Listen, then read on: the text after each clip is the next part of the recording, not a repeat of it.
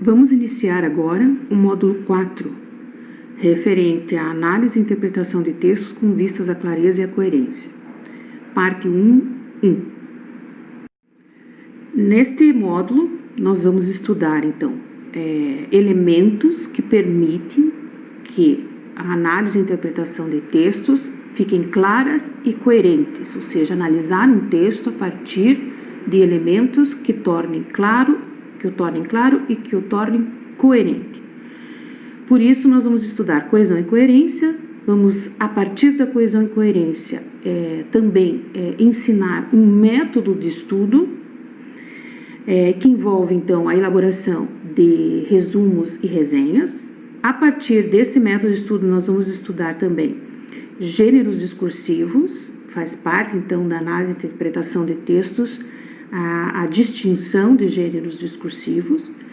E no módulo 5, que é o próximo módulo, nós vamos aprender, então, apresentações orais e entrevistas de emprego. Então, todos esses elementos vão estar, então, separados em dois módulos, o módulo 4 e o módulo 5. Iniciamos, então, com a definição de coesão e coerência. Bom, o que vem a ser um texto? Um texto nada mais é do que uma unidade comunicativa, o que a gente chama também de uma unidade de uso da língua. Que língua? Da língua falada, né? Na construção de um texto, a gente utiliza normalmente vários recursos, né, com a finalidade de deixar algumas pistas para o leitor, a fim de que ele possa reconstruir quais são as nossas intenções com aquele texto, né?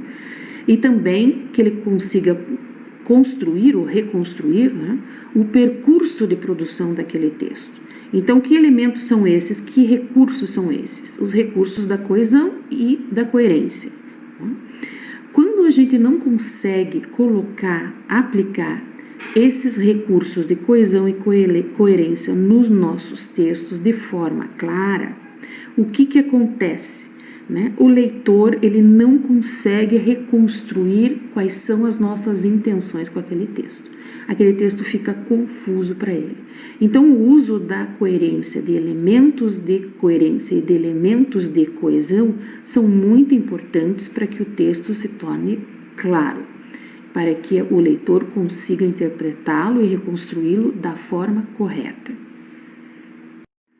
Nós vamos, então, mostrar e apresentar vários exemplos de coesão e vários exemplos de coerência, né? Nada mais instrutivo, né? Mais fácil do que ensinar por exemplos. Então, nesse exemplo de coesão, o que nós temos aqui é um texto que diz: há pessoas que amam a rotina. Então, nós temos dois elementos aqui, pessoas e rotina. Outras que verdadeiramente a abominam. Então, outras o quê? Outras pessoas que abominam a rotina, enquanto existem pessoas que amam a rotina. Para as primeiras, que primeiras? Para as primeiras pessoas que amam a rotina, né? A rotina constitui um meio de situar-se, de manter certa disciplina e organização produtivas. Para as últimas, que últimas? As últimas são as pessoas que abominam a rotina. A rotina é pura caretice, é convite ao tédio mortal, é uma descurtição, é uma pasmaceira.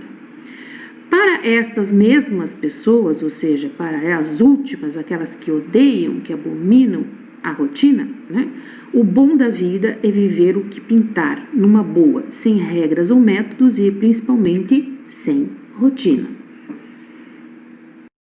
Bom, então o que a gente vê com esse texto, né? A gente vê que nós temos dois elementos, pessoas e rotina. A rotina é repetida várias vezes, enquanto pessoas, né, também é repetido nas frases seguintes, porém existe a sua substituição por palavras que não tornam, então, o texto cansativo, como outras, últimas, primeiras, estas.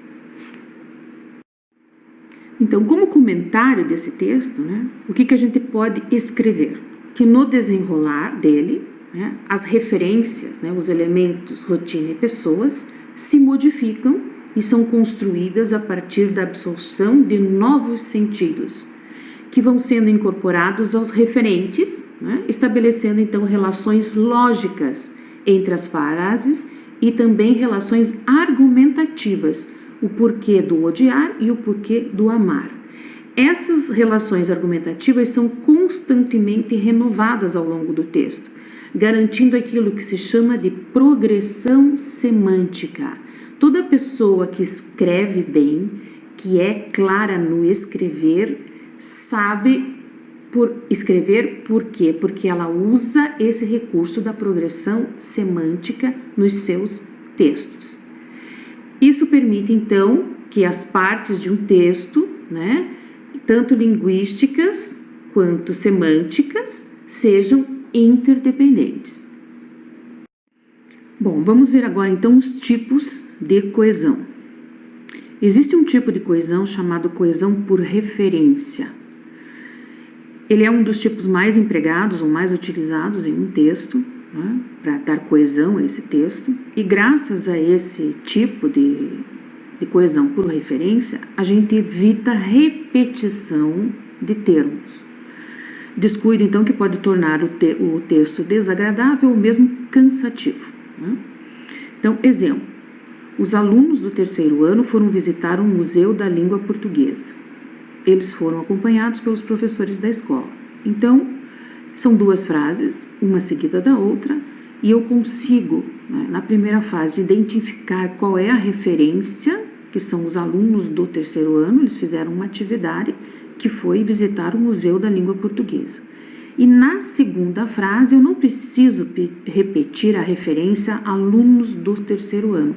Eu simplesmente troco a referência alunos do terceiro ano por eles. E dessa maneira eu deixo o texto perfeitamente claro, coeso, né? Porém mais simples. O segundo tipo de coesão é a coesão por substituição. Então, nesse caso, são empregadas palavras e expressões que retomam termos que já foram utilizados através de um recurso denominado anáfora. Exemplo, os alunos foram advertidos pelo mau comportamento. Caso isso volte a acontecer, eles serão suspensos. Nesse caso, os alunos são os referentes. E na primeira frase, eles estão bem identificados como os alunos. Na segunda frase, eles foram, então, a referência que foi dada a eles, né, os alunos, é a palavra eles. Eles serão suspensos. Na primeira frase, nós também temos aí uma expressão que é mau comportamento, ou seja, esses alunos não seguiram certas regras, né, de convívio social. Eles foram mal educados, se comportando mal. Então, eles foram advertidos e, na segunda frase, esse mau comportamento é retomado com a palavra isso. Ou seja, caso esse mau comportamento volte a acontecer, estes mesmos alunos serão suspensos. Então, nós temos aí dois casos de coesão aplicados. A coesão por referência, os alunos e eles, e a coesão por substituição, mau comportamento e isso. Outro tipo de coesão é a coesão por elipse. Essa coesão ela ocorre por meio da omissão de uma ou mais palavras, sem que isso comprometa a clareza de ideias das frases ou das orações. Exemplo, Maria faz o almoço e, ao mesmo tempo, conversa ao telefone com a amiga. Eu poderia escrever Maria faz o almoço e, ao mesmo tempo, ela conversa ao telefone com a amiga. Mas essa, digamos assim, essa recorrência do ela, né, referente a Maria, é inútil, né? Por quê? Porque o texto fica completamente claro e compreensível quando eu falo Maria faz o almoço e, ao mesmo tempo, conversa ao telefone com a amiga. Nós sabemos que Maria faz as duas coisas ao mesmo tempo. Um outro tipo de coesão que nós vamos aprender é a coesão lexical. O que é a coesão lexical? É aquela que ocorre por meio do emprego de sinônimos, pronomes, hipônimos ou heterônimos para substituir um termo ou uma pessoa numa frase, né? Exemplo: Machado de Assis é considerado o maior escritor brasileiro. O carioca nasceu no dia 21 de junho de 1839 e faleceu no Rio de Janeiro no dia 29 de setembro de 1908. Gênio maior de nossas letras, foi um dos fundadores da Academia Brasileira de Letras. O que significa aqui o emprego, então, de sinônimos, ou hipônimos, ou heterônimos, ou pronomes? Significa que nós vamos substituir a pessoa, o nome próprio, Machado de Assis, por outros termos, como o carioca, porque ele nasceu no Rio de Janeiro, né? E por gênio maior. Gênio maior, aí uma qualidade super qualificando, então, o trabalho dele em relação às letras no Brasil. Então, Machado de Assis é sinônimo, neste caso, de o carioca, que é sinônimo, nesse caso, de gênio maior. Continuando, então, com a coesão lexical, o segundo exemplo. O leão é considerado o rei da selva africana, um animal mamífero, vertebrado e carnívoro de grande porte. O felino se comunica com outros da sua espécie através de rugidos, que podem ser ouvidos a uma distância de até 9 quilômetros. Então, neste caso, nós estamos falando sobre o leão, e o leão, então, é considerado o rei da selva. Então, esse é o sinônimo de leão, o rei da selva. Ele também é um animal, então, hipônimo de leão é animal. Leão é uma especificidade do reino animal, tá? Então, por isso, leão é hipônimo de animal.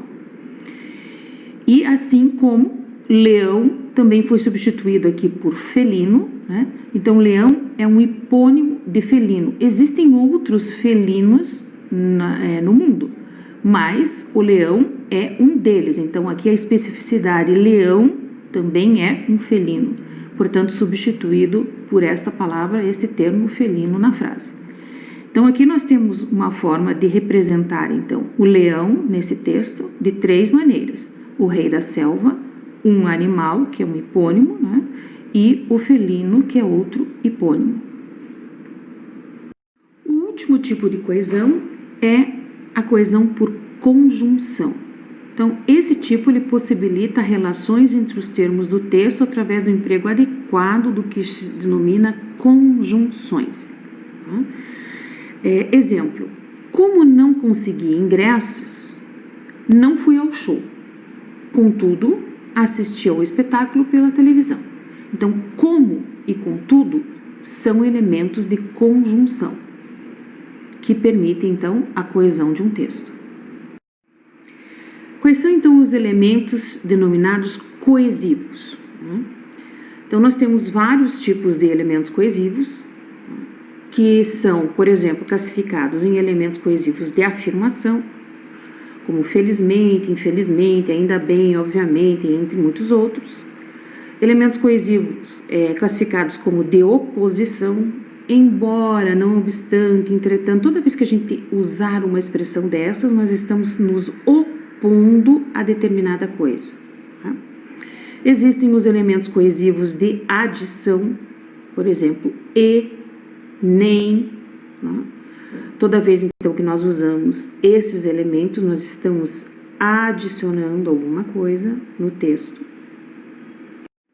Existem ainda, então, os elementos coesivos de continuação. Então, toda vez que a gente quiser que o leitor do nosso texto ele tenha um sentimento de continuidade, nós temos que aplicar algumas expressões que representam isso, representam a continuidade.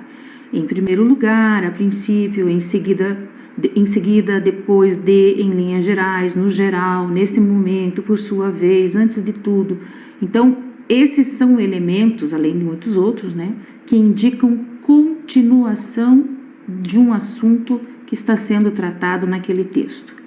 Temos ainda elementos coesivos de realce. Então, toda vez que nós queremos realçar algo no texto, nós usamos ou empregamos esses termos que vêm a seguir. Além disso, ainda, também, vale lembrar, inclusive, até, é inegável, em outras palavras, somente, sequer, exceto, senão, entre outros. Toda vez também que nós queremos indicar uma causalidade, o porquê de algo aconteceu, nós usamos o que, o porquê, né, entre outros. E toda vez que nós queremos, então, dar uma finalidade para o texto, né, nós queremos indicar uma finalidade para o texto, nós usamos, então, os elementos coesivos. Para que, a fim de que ocorra tal coisa, para que aconteça tal coisa. Então, esses elementos coesivos, eles são importantes para dar clareza ao texto que nós estamos escrevendo. Elementos coesivos ainda existem de explicação, isto é, por exemplo, a saber, de fato, em verdade, aliás, ou melhor, como se nota, como se viu, como se observa, com efeito, por isso, portanto, pois, são todos elementos coesivos de explicação. Então, quando eu quero explicar alguma coisa, eu tenho que usar um desses elementos. Existem ainda os elementos coesivos de condição. Se tal coisa não acontecer, caso tal coisa não aconteça, a menos que você faça tal coisa, né? Então, uma condição que você vai impor no teu texto, né? Existem ainda os elementos, então, coesivos de fechamento. Então, eu fecho um assunto, um último parágrafo, começando, né, com em suma, por conseguinte, em última análise, concluindo, por fim, finalmente, por tais razões, por tudo isso, em síntese, enfim, assim, consequentemente, Então, existem os elementos que dão clareza ao texto, fazendo também o fechamento dele. Exemplo, então, de emprego de elementos coesivos. O Flamengo começou a partida no ataque, enquanto o Botafogo procurava fazer uma forte marcação no meio de campo e tentar lançamentos para Vitor Simões, isolado entre os zagueiros rubro-negros. Mesmo com mais posse de bola, o time dirigido por Cuca, que é o Flamengo, tinha grande dificuldade de chegar à área alvinegra por causa do bloqueio montado pelo Botafogo na frente da sua área. No entanto, na primeira chance rubro-negra, saiu o gol. Após cruzamento da direita de Y, a zaga alvinegra rebateu a bola de cabeça para o meio da área. Kleberson apareceu na jogada e cabeceou por cima do goleiro Renan. Ronaldo Angelim apareceu nas costas da defesa e empurrou para o fundo da rede, quase que em cima da linha. Flamengo 1-0. Então, vocês vejam que além do uso, né, de elementos de coesão, enquanto, mesmo, por causa, no entanto, após, nós temos aí muitas substituições, né, muitas referências ao Botafogo e muitas referências diferentes ao Flamengo. Vistos, então, os elementos de coesão, nós vamos ver agora o que vem a ser a coerência. A coerência, ela é um termo tomado da filosofia, mais especificamente da lógica, e significa ligação ou harmonia entre situações, acontecimentos ou ideias. Então, um texto, né, para ser coerente, ele precisa ser harmonioso, ele precisa indicar uma ligação entre os termos, entre as orações que existem naquele texto. A coerência, então, ela faz com que o texto faça sentido para o leitor, implicando, então, o que a gente chama de uma unidade ou uma relação do texto. Um texto, para ficar bem claro, né, ele pode ter coesão, ele pode ser coeso, você pode usar os elementos de coesão para deixar o texto coeso, porém, ele ao mesmo tempo pode ser incoerente. Nós vamos ver exemplos a seguir sobre o que vem a ser um texto coeso e incoerente. Exemplos de incoerência. A partir de amanhã, segunda-feira, os empregados somente poderão acessar o prédio usando cartões de segurança individuais. As fotografias para os cartões serão tiradas na próxima quarta-feira e os empregados receberão seus cartões em 2 semanas. Então, nós percebemos aqui 2 orações super bem escritas, não é verdade? Mas que não tem nenhuma coerência entre elas. Por quê? Porque eu estou dizendo que a partir de amanhã, segunda-feira, portanto hoje domingo, né, somente poderão entrar no prédio, no escritório, na empresa, aqueles que estiverem portando cartões de segurança individuais. O que significa que é um crachá, não é verdade? Bom, só que o crachá ele não está pronto. As fotografias não vão ser tiradas hoje, domingo, e muito menos amanhã, segunda-feira. Vão ser tiradas apenas na quarta. E os cartões serão distribuídos aos funcionários em 15 dias. Portanto, essa frase, ela é incoerente, a primeira frase, né? É incoerente porque nós só teremos os cartões em mãos, né? Os funcionários só terão os cartões em mãos em 15 dias. Então, ele não pode ser exigido de ser apresentado amanhã, segunda-feira. Outro exemplo de incoerência. A relação que podemos estabelecer entre os graus 4 e 5, quanto ao primeiro, seria como se um deles representasse o seu passado luminoso e o outro o seu futuro ainda obscuro. Esta proporção Sol-Dó igual a Dó-Fá é a verdadeira seção áurea. Nesse exemplo também, um texto muito bem escrito, não é? Que foi selecionado de um trabalho que foi publicado sobre a influência da religião na música, não é? E que, obviamente, é incoerente. Para quem? Para nós que não somos dessa área. Então, a incoerência não vem apenas de você não entender, né, do texto estar confuso ou dele estar escrito com incoerência. Ele pode ser um texto que é coerente para determinadas áreas do conhecimento, para determinadas pessoas que vivem aquela especialidade, e para outras, não.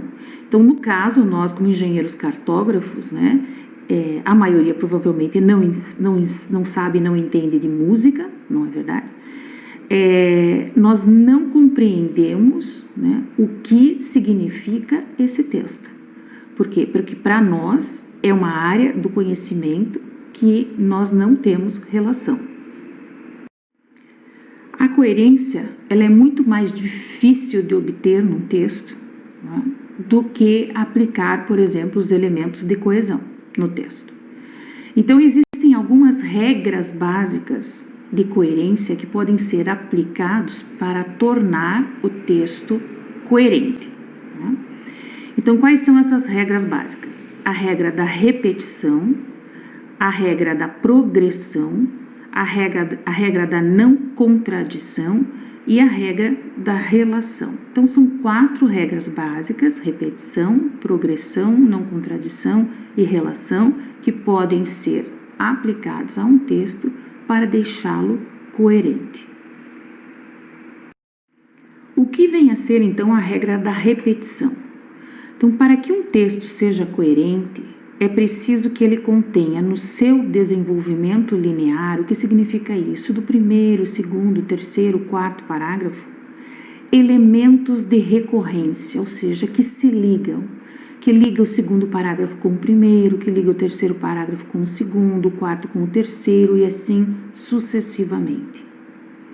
Exemplo: é preciso ser cego, surdo e anósmico para achar que o Brasil não tem um problema de racismo.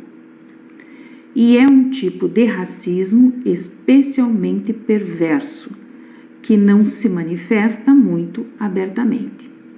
Então, nesse caso, nós estamos falando, o assunto é racismo, não é? E é o racismo no Brasil. E o que diz o texto? Diz que o racismo no Brasil, ele é perverso. Por quê? Porque todas as pessoas se dizem não racistas. Não se proclamam racistas abertamente, não é? Então, o que acontece? Acontece que esse racismo está embutido em algumas determinadas ações ou mesmo atividades, né? Que às vezes, né, só quem sofre o racismo percebe, não é? Então, por isso que ele diz, né, o texto no início, que só cego, surdo, cego aquele que não vê, surdo aquele que não ouve e anósmico aquele que não sente cheiro, para achar que no Brasil não existe um problema de racismo. Existe como em qualquer outro lugar do mundo. Em relação, então, à regra básica de repetição, um outro exemplo seria: o assunto das cotas raciais aprovadas na semana passada pelo Supremo Tribunal Federal já está meio batido, mas, por sua importância, retorno a ele. O que isso significa? Que o assunto que trata das cotas raciais já foi aprovado pelo Supremo Tribunal Federal. E depois de tanta discussão, já está batido. Mas, por causa da sua importância, eu vou fazer mais um relato a respeito deste assunto. Então, essa é uma frase que indica que eu vou repetir o assunto em função da sua importância. Repete-se com as mesmas palavras? Se escreve da mesma forma que já foi escrito antes? Não. Repete-se trocando palavras, reformulando frases, né?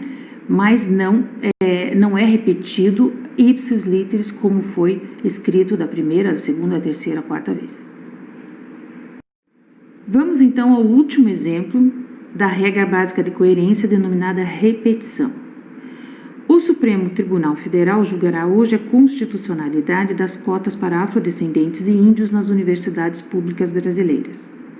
No palpite de quem conhece a corte, o resultado será de reticências, né? Portanto, esse texto ele se alonga mais, né? Nós só queremos analisar esse pedaço. O que significa a repetição? Nós temos aqui que o Supremo Tribunal Federal foi citado 2 vezes, no início da primeira frase e no centro da última frase, onde ele foi substituído pela corte. A este fenômeno de substituir um termo, uma palavra, por outra, mas para que mantenha a mesma ideia, o mesmo sentido do texto, dando coerência ao texto, nós chamamos de tautologia. Então, tautologia nada mais é do que a substituição de termos num texto por outros, sem tirar o sentido do texto, sem tirar o sentido das frases, do conteúdo, né, que esse texto quer expressar. A próxima regra básica de coerência é a da progressão. Para que um texto, então, seja coerente, é preciso que haja no seu desenvolvimento uma ampliação do sentido constantemente renovada. O que significa a progressão, então, de um texto? É você iniciar com uma coisa simples, com uma explicação básica de algo, ou seja, começar do começo, né, e ir desenvolvendo esse texto e tornando-o mais complexo conforme você vai adicionando parágrafos e vai adicionando outros conteúdos.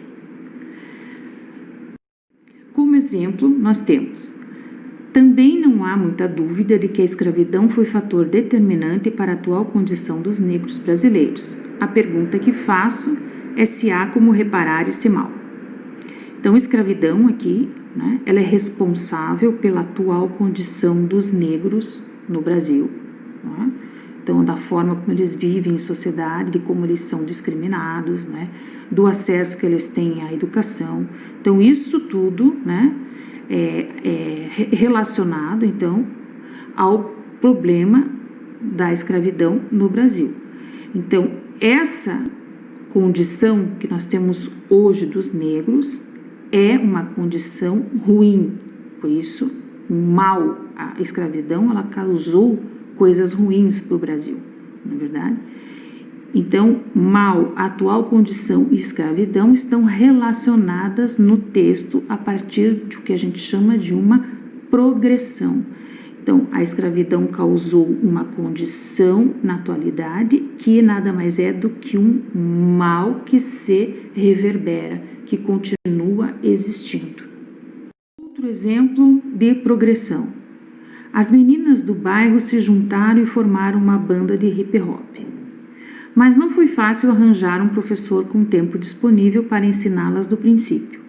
Por fim, encontraram, na escola, uma jovem bailarina que tinha formação em dança clássica e em dança moderna.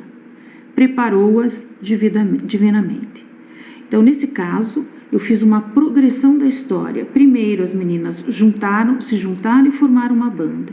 Logo em seguida, né, elas tentaram arranjar um professor com tempo disponível para ensiná-las a dançar. Não foi possível. Né? Esse professor provavelmente não tinha tempo disponível. Né?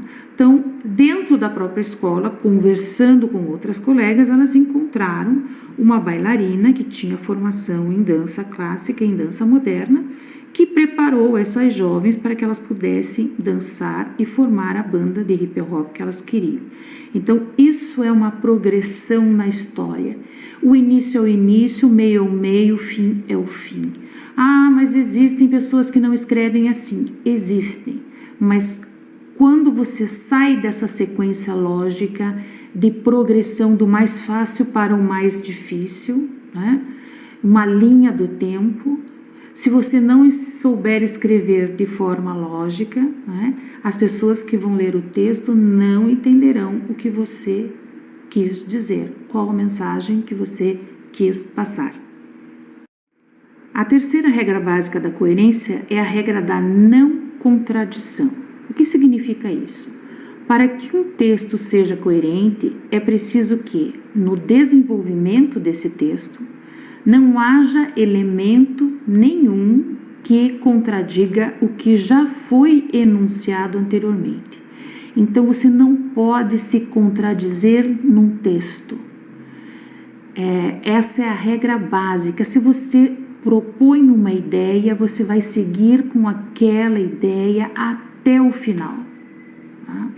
Não dá para ficar dançando entre opiniões, entre posições. Se você tem uma posição em relação a um determinado assunto, inicie, desenvolva e finalize na mesma posição. Não se contradiga. Exemplo: Júlia é baixa, mas é alta. É bonita, mas é feia. É justa, mas injusta. É gorda, mas é magra. Uma pessoa pode ser tudo isso ao mesmo tempo? Pode, depende de quem a conhece. Ela pode ser baixa para uns e alta para outros. Ela pode ser bonita para alguns e feia para outros. Ela pode ser justa com algumas pessoas e injusta com outras. E algumas pessoas podem achar que ela é gorda e outras podem achar que ela é magra. Mas no texto, né, uma pessoa que não entende o que está por trás vai dizer: esse autor que escreveu isso aqui é louco, não é? Por quê? Porque realmente, né, dependendo da situação, ela pode ser uma coisa ou outra e nunca as duas coisas ao mesmo tempo. Ainda em relação a exemplos de não contradição, ele subiu para baixo e depois desceu para cima. Continuou em frente, voltando para trás. No mundo de Alice, tudo é possível. Ou seja, é outra frase, é outra oração que se contradiz o tempo todo, né? Não existe subir para baixo, assim como não existe descer para cima.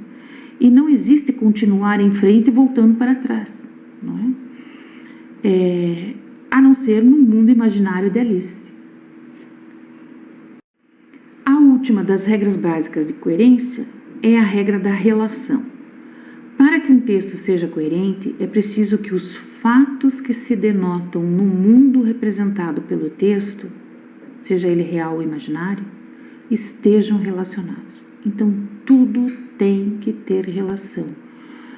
Um escritor, quando escreve um romance, quando escreve um livro de ficção, ou mesmo de suspense, terror policial, ele tem que relacionar os personagens entre si, as situações entre si no texto.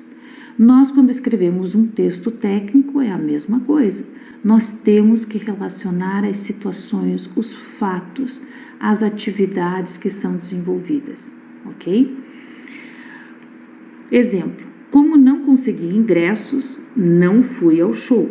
Contudo, assisti ao espetáculo pela televisão. Então, eu não consegui ingressos. Então, como eu não consegui ingressos, eu não fui para o show. Se eu tivesse conseguido ingresso, eu teria ido ao show, não é? Mas poderia também não ter ido. Por quê? Porque pode acontecer qualquer coisa que me impediu de ir, não é verdade? Mas, nesse caso aqui, eu não consegui o ingresso. Então, eu tinha vontade de ir ao show, não consegui o ingresso, não fui. Mas, por sorte, ele passou na TV e eu assisti na TV. Então, uma relação, uma expressão, né, o início da frase que se relaciona com o final da frase.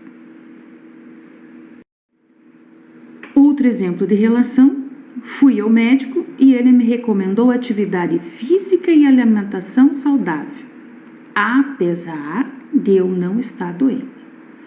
Então, nós vamos ao médico normalmente quando temos algum problema, mas com o passar da idade, na verdade, nós passamos a ir ao médico para controle apenas, para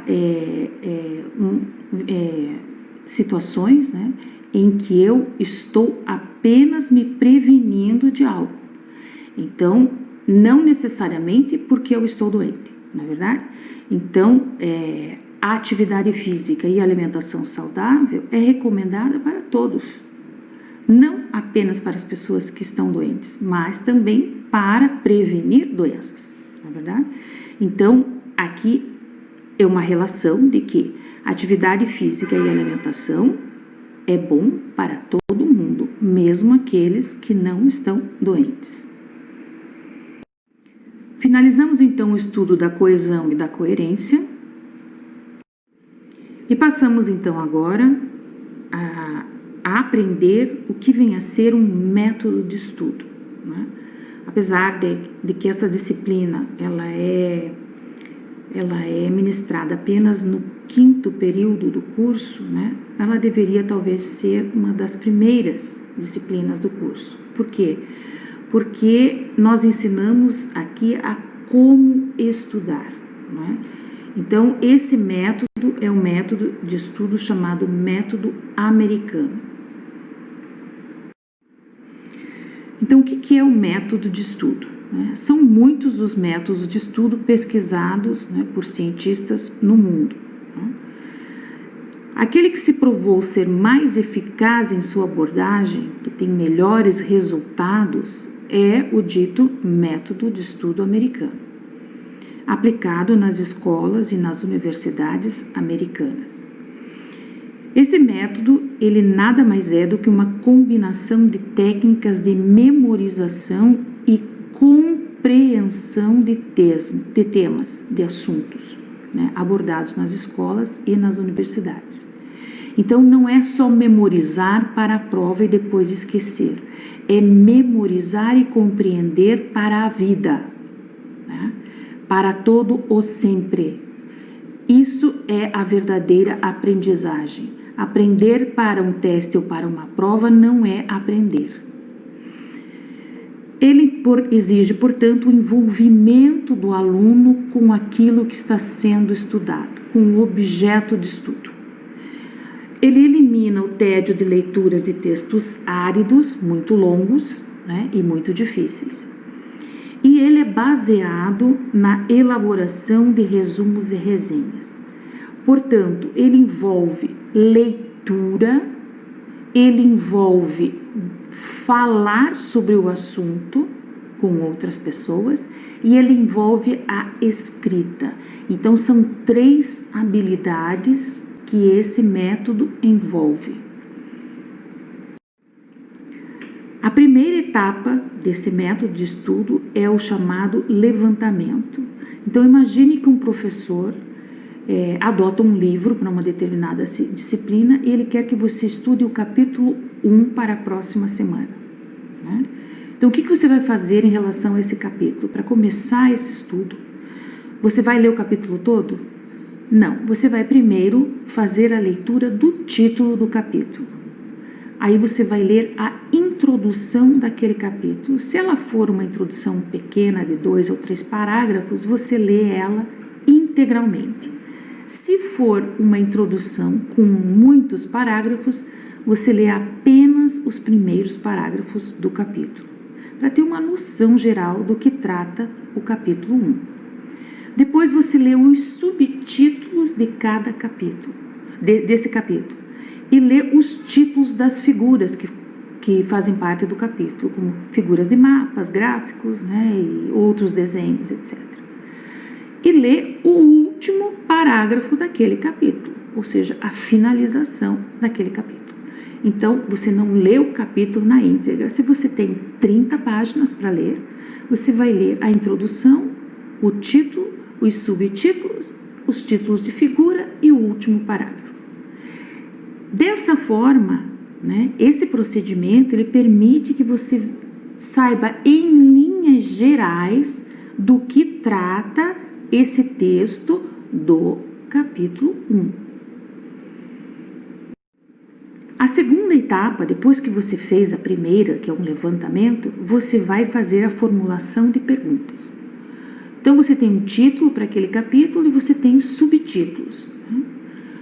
Mas você não sabe do que trata os subtítulos, então você faz a pergunta: o que é isto referente ao subtítulo 1, por exemplo? O que é aquilo referente ao segundo subtítulo? E assim por diante, não é?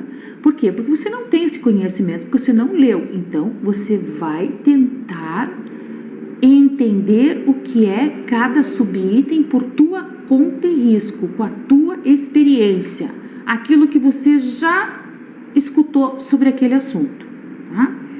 Então, essa formulação de perguntas é o centro do processo.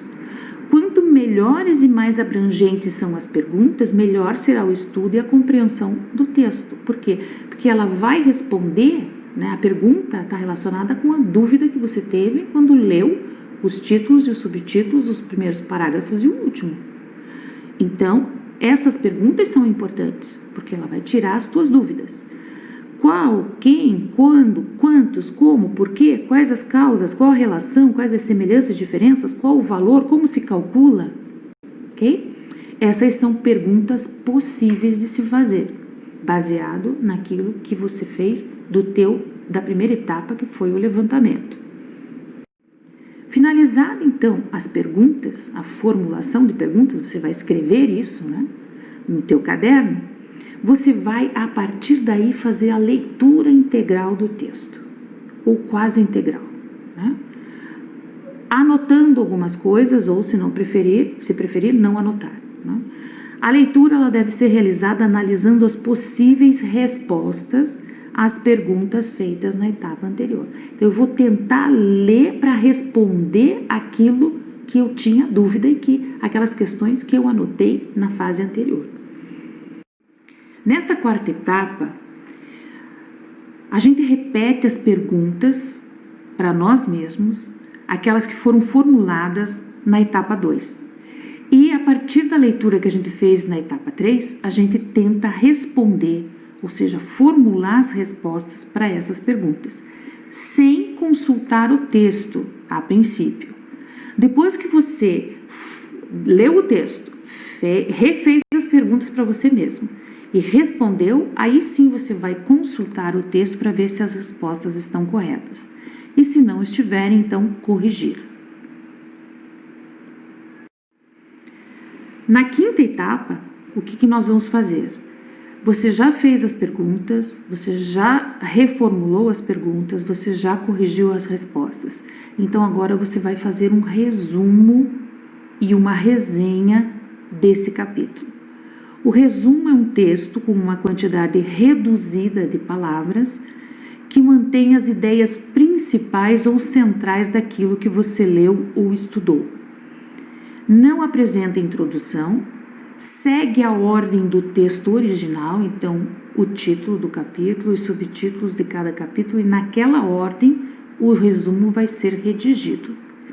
Não inclui elementos que não estavam no texto original e sempre é redigido na pessoa do autor do texto que você está resumindo.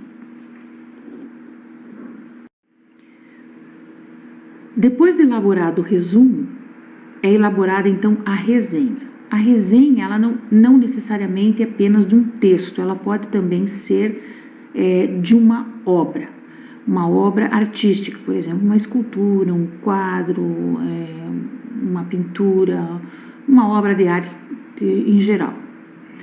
Então, a resenha, ela constitui a apresentação do conteúdo de uma obra. Então, você vai descrever aquela obra, acompanhada, então, de uma avaliação crítica. Então, quem é que faz resenha?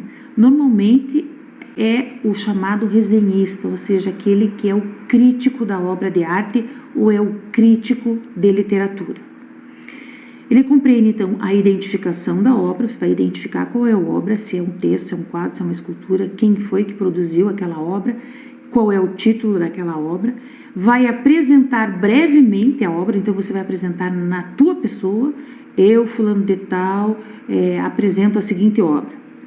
Vai fazer um resumo da obra, vai fazer uma análise crítica dessa obra baseado na tua experiência com análises críticas de outras obras, né?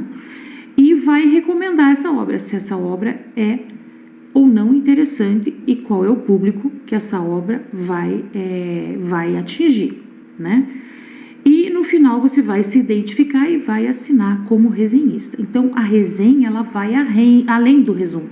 Ela compreende um resumo, mas vai além do resumo, porque você vai colocar a tua opinião pessoal a respeito daquele texto ou daquela obra artística que você está criticando.